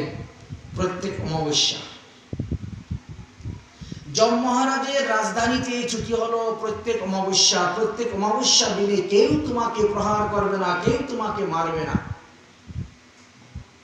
বাকি সব দিনই উত্তম মধ্যম চলবে। মহারাজ, একটা কথা বলবো? ওই দিন একটু বাড়ি থেকে ঘুরে আসতে পারবো? বাড়ির থেকে ঘুরে আসতে চাচ্ছ? ঠিক আছে, যাও, তোমার তো ছুটি ওই দিন। ওই দিন জমালয় থেকে তোমার ছুটি আছে, তুমি যদি বাড়িতে যেতে চাও, আমি তোমার দেহের মধ্যে এমন একটি শক্তি প্রয়োগ করে দিব, যে শক্তি দ্বারা তুমি 3 মুহূর্তের মধ্যে বাড়ি চলে যাবে, মানে 1.5 ঘন্টা। আসার সময় তোমার সময় লেগে গেছে 1 বৎসর, কিন্তু যাওয়ার সময় তুমি 1.5 ঘন্টার মধ্যে চলে যেতে পারবে, আমি এমন এক শক্তি তোমার দেহের মধ্যে প্রয়োগ করে দিব, তুমি বাড়ি যাও। কিন্তু খবরদার ঘরের ভিতরে ঢুকবে না, ঘরের ভিতরে ঢুকতে পারবে না। ঘরের ভিতরে ঢুকলে কিন্তু দ্বিগুণ শাস্তি পাওয়া। বাইরে থাকবে, তুমি সবাইকে দেখতে পাবে, তোমার ছেলে মেয়ে নাতি পুতি আত্মীয় স্বজন ইষ্টি কুটুম্ব কে কি করছে সবাই কাছে যাওয়া, সবাইকে দেখতে পাবে, কিন্তু কেউ তোমাকে দেখতে পারবে না, কারণ তোমার এই দেহটা বায়বীয় দেহ, বাতাস। যাও, এই অমাবস্যা দিবসে আমি তোমার ছুটি দিলাম, তুমি যাও। যদি তোমাকে উদ্দেশ্য করে তোমার ছেলে, তোমার মেয়ে, তোমার বৌমা বা তোমার স্ত্রী কেউ যদি তোমাকে উদ্দেশ্য করে সৎকর্ম করে, শুভ কর্ম করে, সেই ফল যদি তোমাকে দান করে, তবে তুমি নরক থেকে মুক্তি লাভ করতে পারবে। এছাড়া নরক থেকে মুক্তি লাভের আর কোনো উপায় নেই। যাও। চলে এসছো জীবাত্মা।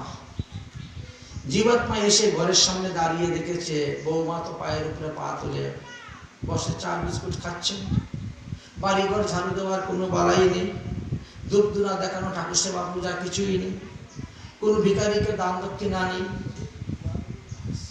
সকাল থেকে সন্ধ্যা পর্যন্ত থাকতে থাকতে দেখলেন তিনার উদ্দেশ্যে আর কেউ কিছু করলো না, আবার গিয়ে নরকে পড়ে গেলেন। এইভাবে প্রতি মাসে প্রত্যেক অমাবস্যাকে তিনি আসছেন, কিন্তু তিনার উদ্ধারের কথা তো আর হচ্ছে, কারণ তিনার কথা থেকে শুনতে পায় না, তিনাকে তো দেখতে পাচ্ছে না। দেখতে দেখতে দেখতে দেখতে 1 বৎসর চলে গেল, 1 বৎসর চলে গেল, 1 বৎসর হয়ে গেল, কোনো অমাবস্যাতে তো আমার বংশ কেউ কোনো কিছু করলো না, এখন কি হবে? বলে তাহলে আরেকটা তোমার বিশেষ ছুটি আছে। সেটা কি? বলে যেই দিন যেই তিথিতে তুমি মারা গিয়েছো সেই তিথিটা তোমার বিশেষ ছুটি। কারণ ওই তিথিতে মানুষ কি করে? বাৎসরিক শ্রাদ্ধ করে। অতএব বাৎসরিক শ্রাদ্ধের দিন যদি বিষ্ণুকে তুলসী দান করে, বাৎসরিক শ্রাদ্ধের দিন যদি হবিষ্যান্ন রান্না করে ভগবানকে ভোগ দেয়, ভগবানের ভোগ প্রসাদ দিয়ে যদি তোমার উদ্দেশ্যে পিণ্ডি দান করে,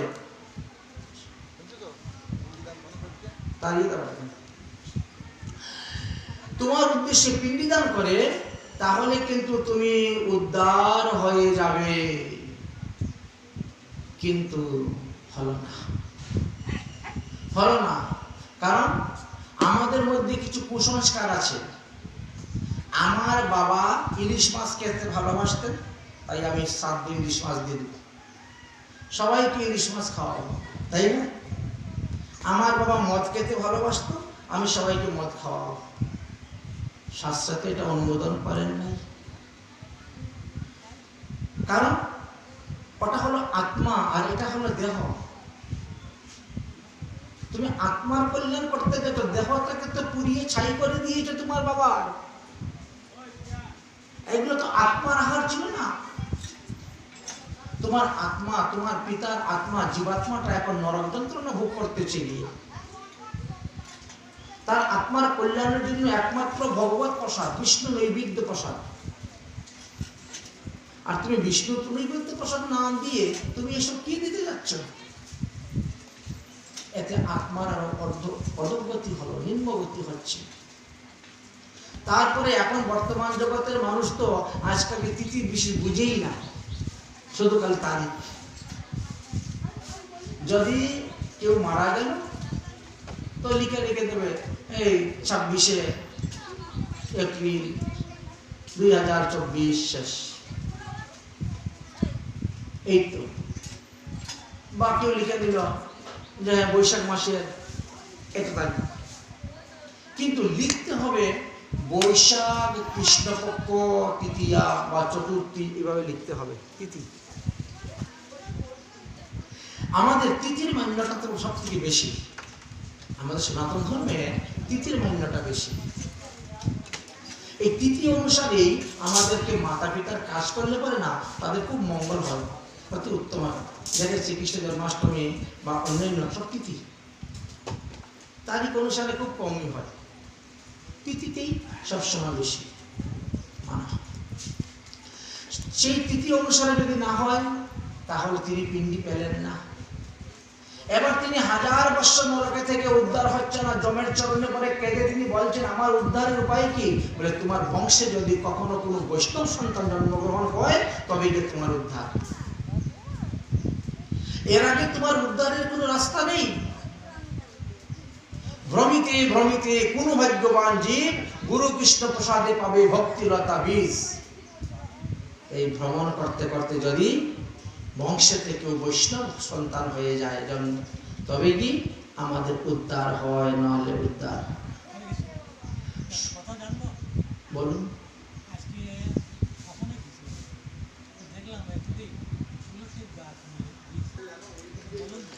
আপনি হরিভক্তি বিলাস অথবা আপনি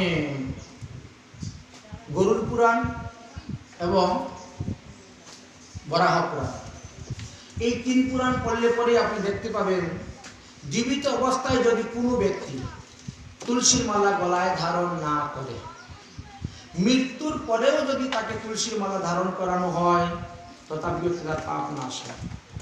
যদি মৃত্যুর পরেও তাকে তুলসীর মালা গলায় দেওয়া হয় নাই, তার দাহ কার্যের সময় যদি তার উপরে তুলসী গাছের ডাল দিয়ে পুরানো হয় তাহলে তিনি সমস্ত পাপ থেকে মুক্ত হয়ে যান।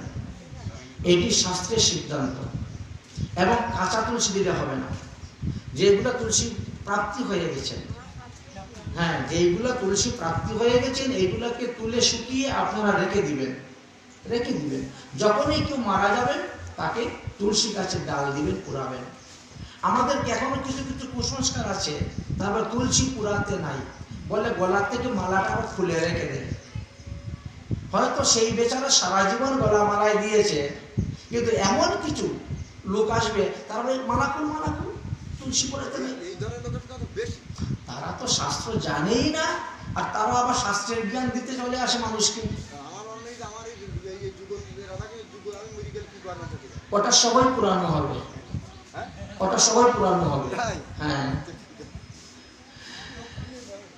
কোন খোলাটাই অপরাধ, খুলতে নাই, বরং আরো বেশি করে তুলসীর ডাল।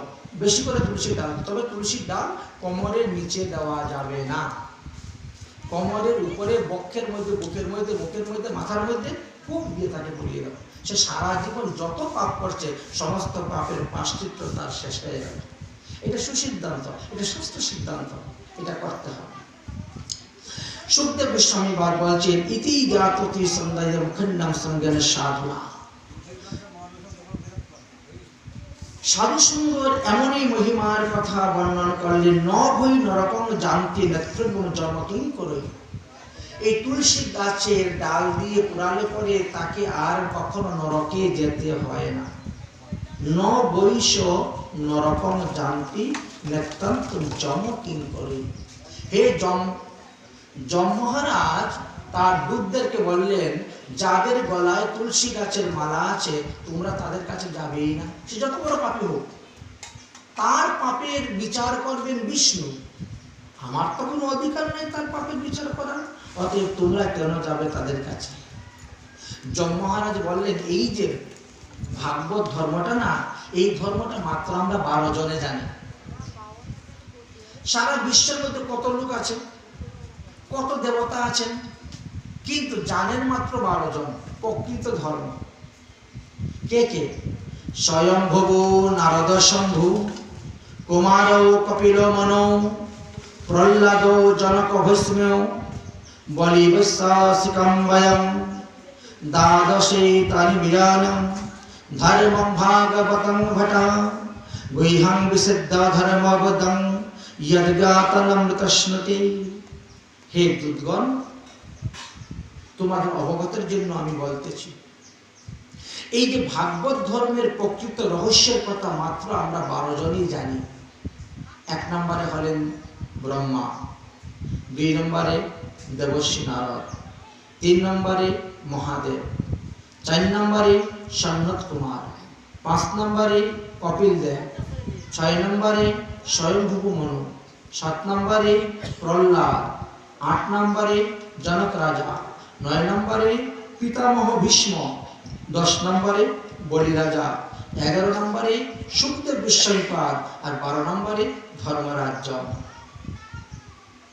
এই ধর্মের জবই তাদেরকে বললেন যে দেখো বাবা, সংকীর্তনং ভগবতো গুণ কর্মাণা নামনা, ভগবানের লীলা কথা যদি কেউ শ্রবণ করে, ভগবানের নাম সংকীর্তন যদি কেউ করে, তৎক্ষণাৎ তার সমস্ত পাপ মুক্ত হয়ে যায়। এক হরিনামে যত পাপ হরে, পাপীর সাধ্য নাই তত পাপ করে। অতএব অজামিল আসন্ন মৃত্যুর সময় নারায়ণ শব্দ উচ্চারণ করেছে। উচ্চারণ মহাত্মাং হরির পশ্যন্তুম পুত্রকা, হোক না তার পুত্রের নাম, হোক না তার পুত্রের নাম নারায়ণ, কিন্তু এই নারায়ণ তো বৈকুণ্ঠের নারায়ণের নামও তো নারায়ণ। ওখানে প্রকৃত বৈকুণ্ঠেশ্বর নারায়ণকে না ডাকলেও তো তার নামাবাস হয়েছে। অতএব নামাবাসেও মুক্তি পাওয়া যায়।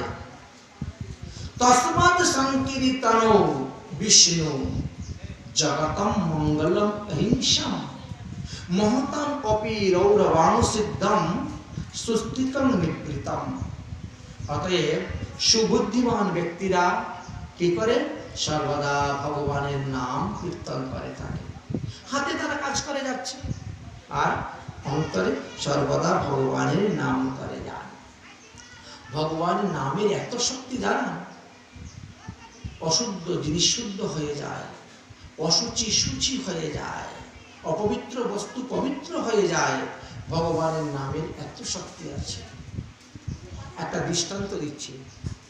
আজ থেকে 500 বছর আগে মহাপ্রভু এসেছেন, গৌরাঙ্গ মহাপ্রভু। গৌরাঙ্গ মহাপ্রভু যখন এসেছিলেন তখন গৌর দেশের রাজা ছিলেন সুবুদ্ধি রায়। গৌর দেশ, গৌর মন্ডল, গৌরের রাজা ছিলেন সুবুদ্ধি রায়। খুব কথাশালী রাজা ছিলেন। তিনার অধীনে কাজ করতেন সৈয়দ হোসেন শাহ। কাজ করছেন। একবার তিনি অন্যত্র কোনো যুদ্ধ কার্যের জন্য গিয়েছেন। সৈয়দ হোসেন শাহের উপর দায়িত্ব দিয়েছেন, তুমি অমুক গ্রামেতে একটা বড় দিঘি বানিয়ে দিবে। দিঘি লোকের সুবিধার জন্য, স্নান টান করার জন্য দিঘি। দিঘি বানাতে গিয়ে যে টাকা পয়সা খরচ হয়েছে তার সঠিক হিসাব দিতে পারল না, মানে একটু এদিক ওদিক হয়ে গেছে। আচ্ছা, হিসাব না পেয়ে তখন সুবুদ্ধি রায়ের উপর রাগ উঠল। তোমাকে আমি এত বিশ্বাস করি, তোমাকে তো বেতন দিচ্ছি আমি মাসে মাসে, তুমি আমার কাজ করতে গিয়ে তুমি এত টাকা ব্যয় করেছো, সেই টাকার কোনো হিসাবই দিতে পারছো না। বাকি টাকা কোথায়, কোন দিকে ব্যবহার করেছো বলো? কিছু বলে না। রাগ উঠেছে, হাতের মধ্যে চাবুক নিয়ে দিয়েছেন, উত্তম মধ্যম কয়েকটা পেটের মধ্যে চাবুক মেরেছে। সৈয়দ হোসেন শাহ চলে গেছেন, চাকরি ছাড়েন না, চলে গেছেন, কিছু বলেন না। আবার ডেকে নিয়ে আসছেন চাকরিতে, চলছে, রাত ঠান্ডা হয়ে গেছে। আবার কিছুদিন পরে কি হলো, এইবার যখন আসলো তখন উনি হারিয়ে গেলেন, পরাজিত হয়ে গেলেন, আর হোসেন শাহ হয়ে গেলেন রাজা। গৌড়ের রাজা হয়ে গেলেন সৈয়দ হোসেন শাহ। তারপরে ইনি বিবাহ করলেন। বিবাহ করার পরে একদিন রাত্রে ওনার স্ত্রী ওই স্বামীর পিঠের মধ্যে তেল ডলে দিবে, পিঠ টিপে দিবে, আর কালো কালো দাগগুলা দেখতে পেয়েছে। বেগম জিজ্ঞেস করলো, নবাব তোমার শরীরের পিঠের মধ্যে কালো দাগ কিসের? না না, ও কিছু না। কিছু নয় মানে? এটা চাবুকের দাগ দেখা যাচ্ছে। কার অত বড় সাহস তোমাকে চাবুক মেরেছে? তুমি সত্যি কথা বলো, না হলে আমি আমার বাবার বাড়ি চলে যাব। তখন তিনি বললেন, আমি যখন সুবুদ্ধি রায়ের অধীনে কাজ করতাম তখন কিছু টাকা পয়সা হেল্পের করে দিয়েছিলাম, এই জন্য উনি রাগ করে আমাকে চাবুক মেরেছেন। হিন্দু বেটার এত বড় সাহস, তোমাকে চাবুক মেরেছে, যাও তুমি তাকে ধরে এনে তার জাতি নাশ করে দাও।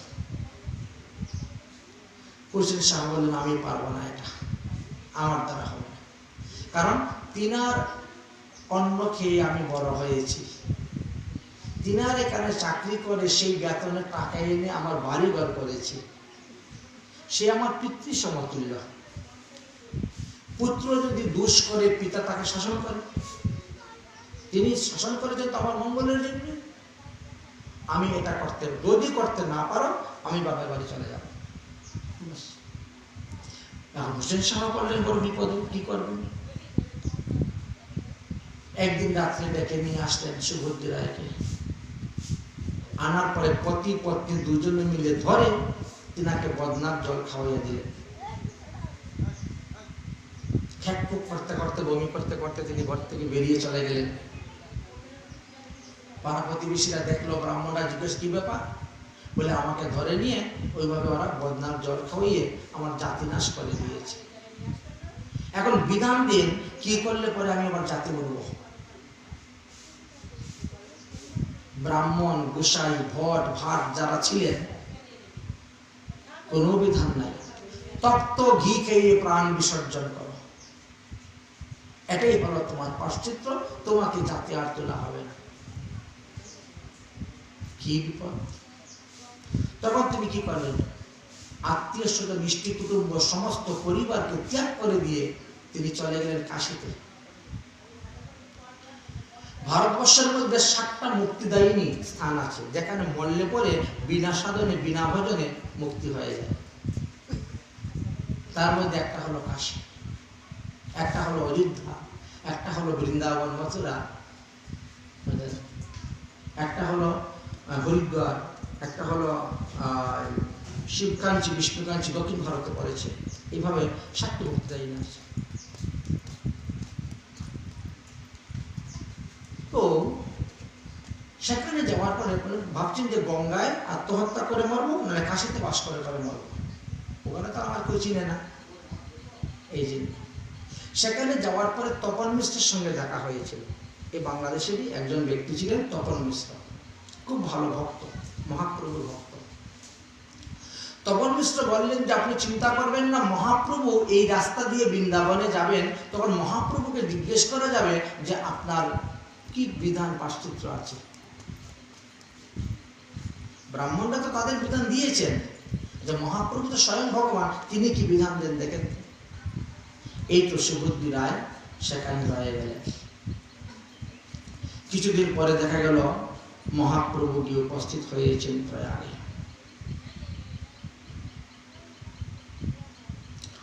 উপস্থিত হওয়ার পর সুবুদ্ধি রায় মহাপ্রভুকে দণ্ডবত প্রণাম করলেন। প্রণাম করে তিনি সমস্ত ঘটনাগুলা খুলে বললেন যে আপনি কৃপা করে বলুন এখন আমার মুক্তির উপায় কি। মহাপ্রভু বললেন তুমি হরিনাম করো, তোমাকে তপ্ত ঘি খেয়ে প্রাণ বিসর্জন করতে হবে না, গঙ্গায় ডুবে তোমাকে মরতে হবে না, তুমি সিধা বৃন্দাবনে চলে যাও, সেখানে গিয়ে তুমি বাস করো।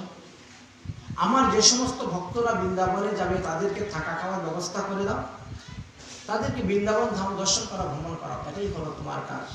তুমি কেন আত্মহত্যা করতে যাবে? যাও মথুরায় গিয়ে বাস করো। দেখলেন কোথায় ব্রাহ্মণের বিধান আর কোথায় মহাপ্রভুর বিধান, বড় আশ্চর্য। তো এইভাবে আমাদের বিধান দুই রকম আছে, একটা বৈষ্ণব বিধি অনুসারে বিধান আছে, আর একটা স্মার্তমতের বিধান আছে। কিন্তু আপনি গরুর পুরাণ, বরাহ পুরাণ দেখলে পরে সেখানে লেখা আছে যে বৈষ্ণব বিধি অনুসারে মাতা পিতার শ্রাদ্ধ কার্য করবেন, স্মার্তমত অনুসারে করতে নাই। তারা আপনার মাকে, আপনার বাবাকে প্রেত বানিয়ে দিবে। প্রতিটা মন্ত্রের সঙ্গে প্রেত প্রেত প্রেত প্রেত উচ্চারণ করতে থাকবে। আরে একজন মানুষ মারা গেল, 12 দিন হলো, 13 দিন হলো, প্রেত হয়ে গেছে। 1 বছর না গেলে পরে তার তো বিচারই হয় না। বিচার হবে তারপরে না, সে ভূত হবে না, প্রেত হবে না, দেবতা হবে, স্বর্গে যাবে না, বৈকুণ্ঠে যাবে, নরকে যাবে, সেটা পরে বিচার পরে হবে। তা আগেই প্রেত হয়ে গেল মনে করেন। আর প্রেতের হাত বলে মাছ নিয়ে আসতে হবে, মাছ দিয়ে করতে হবে, কি উল্টা পাল্টা। এগুলা রঘুনন্দন ভট্টাচার্যের মত। এই মতটা শুদ্ধ মত নয়, এটা আমাদেরকে শাস্ত্রে অনেকবার নিষেধ করে দিয়েছে। যাই হোক, এখানে আমাদের সময় কম, না হলে আমরা এখানে নচিকেতার কথা আলোচনা করতাম। যম নচিকেতার কথা কূট উপনিষদে লেখা আছে। মৃত্যুর পরে মানুষ সেখানে যায়, আর নচিকেতা জীবিত অবস্থাতে যমের কাছে চলে গিয়েছিলেন। তিনার পিতা যমকে দান করে দিয়েছিলেন। বড় সুন্দর উপকার ছিল। ঋষি বাজস্রবার পুত্র হলেন উদলক। রাজা উদলকের পুত্র হলেন এই নচিকেতা। নচিকেতা বয়সে অল্প, 9 বৎসরের বালক, কিন্তু বুদ্ধি 100 বৎসরের বিদ্যায় পার পাবে না, এত বুদ্ধি। তার বয়স যখন 9 বৎসর, তখন তার পিতা উদলক এক বিশাল যজ্ঞ আরম্ভ করেছেন। যজ্ঞ শুরু করেছেন। যজ্ঞ হল বিশ্বজিৎ নামক যজ্ঞ। এই যজ্ঞতে কি করতে হয়? এই যজ্ঞতে যখন আপনি বসবেন, তখন যে যা চাইবে তাই দান করতে হবে। এই একটা যজ্ঞ করতে গেলে 100 মণ ঘি লাগে। তো তিনি যজ্ঞতে বসেছেন, দান করা শুরু করেছেন। কি দান করতেছেন? বৃদ্ধ বৃদ্ধ গরুগুলাকে দান করতেছেন। নচিকেতা দেখলেন যে এই গরুগুলা যে দান করতেছেন, এইগুলো নিয়ে তো ব্রাহ্মণের কোনো উপকারে লাগবে না, এগুলা কোনো বাচ্চা দিবে না, এগুলা দুধ দিবে না, এগুলা হাল চাষ করাতে পারবে, কোনো কাজে লাগবে না। যে বস্তু আপনি দান করবেন সেটা যদি কারো কোনো উপকারই না লাগলো, কাজেই না লাগলো, এই দান সাত্বিক দান নয়। নচিকেতা গিয়ে উপস্থিত হয়েছে। বাবা, তুমি তো সবকিছু দান করে যাচ্ছ, তো আমাকে কার কাছে দান করবেন? বাবার একবার দুবার তিনবার চারবার বলতে বলতে রাগ হয়ে গেছে, যা তোকে যমের কাছে দান করে দিয়ে। যখন যজ্ঞকুণ্ড থেকে উঠলেন, পিতাজি প্রণাম, আমি চললাম জমালয়ে। যমের কাছে কেন? তুমি তো দান করে দিয়েছ আমাকে, অতএব আমি জমালয়ে চললাম। শুরু করছে হাঁটতে। যম মহারাজ, এই ছেলেটা তো বড় সোজা সাহেব, যাও নিয়ে আসো কাঁধে করে। যমের অনুচর এসে জমালয়ে ওনাকে কাঁধে করে নিয়ে গিয়েছিলেন। কাঁধে করে নিয়ে যাওয়ার পরে যমের সঙ্গে সাক্ষাৎ হয়েছিল, দর্শন হয়ে যমের সঙ্গে কথা হয়েছিল। মানুষের মৃত্যুর পরে কোথায় যায়, কি গতি হয়, স্বর্গ কিরকম, নরক কিরকম, সমস্ত দর্শন করেছিলেন, বর্ণন করেছিলেন। ওখানে কূট উপনিষদে যম নচিকেতার 8টা প্রশ্ন আছে, যেটা আমরা শ্রাদ্ধের সময়ে পাঠ করতে হয়। যাই হোক, এইভাবে আমরা দেখতে পেলাম যে সারা জীবন পাপ করার পরও অজামিলের আর নরক ভোগ করতে হলো না। ওই সময় কিন্তু অজামিলের মৃত্যু হয় নাই। অজামিল যখন দেখলো যে ভয়ঙ্কর উগ্র চেহারা রূপী যমদূতেরা কোথায় চলে গিয়েছে, বিষ্ণুদূতের থেকে খুব সুন্দর শান্তশিষ্ট, বিষ্ণুদূতকে দেখে তিনি অত্যন্ত প্রসন্ন হলেন। প্রসন্ন হয়ে উনি বলছেন, আমি ওদেরকে কটা প্রশ্ন করব। আর যেই প্রশ্ন করতে গিয়েছেন, এই তিনি অদর্শন হয়ে চলে গিয়েছেন বিষ্ণুদূতরা। ওই দৃশ্যটা দেখার পরে তিনি নির্বেদ উপস্থিত হয়ে গেছিল, আমি এখন বর্তমানে যেভাবে চলতেছি সেইভাবে যদি চলি, আমাকে ঘোর নরক যন্ত্রণা ভোগ করতে হবে, অতএব আমার গতি পরিবর্তন করতে হবে। নির্বেদ উপস্থিত হয়ে গেল। স্ত্রী পুত্র সবাইকে পরিত্যাগ করিয়া চলে গেলেন হরিদ্বারে। আর হরিদ্বারে গিয়ে গঙ্গার তটে বসে তিনি তপস্যা করতে আরম্ভ করলেন। আর তপস্যা করতে করতে করতে করতে তিনি হরিধাম গমন করেছিলেন। এই হলো সেই অজামিলের চরিত্র। তাহলে দেখা গেল যে মৃত্যুর পূর্বে আমাদের পাপের প্রায়শ্চিত্ত করতে হবে, নিজেই করা যাবে। আর মৃত্যুর পরে আমাদের ছেলেরা আমাদের পাপ নাশ করতে পারবে, ছেলে মেয়েরা।